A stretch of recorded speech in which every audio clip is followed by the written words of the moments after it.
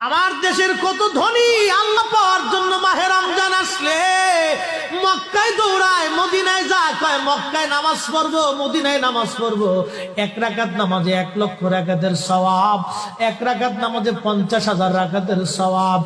উমরা করে মক্কায় কাটায় সময় মদিনায় কাটায়, মক্কায় কোরআন খতম দিতে চায়, মদিনায় কোরআন খতম দিতে চায়।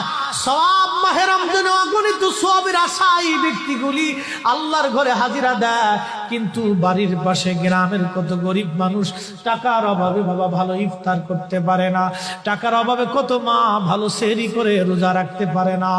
এই ধনীরা এই গরিব মানুষের ঘরে খাবার না দিয়ে আল্লাহরে পাওয়ার জন্য মক্কা মদিনায় দৌড়ায়।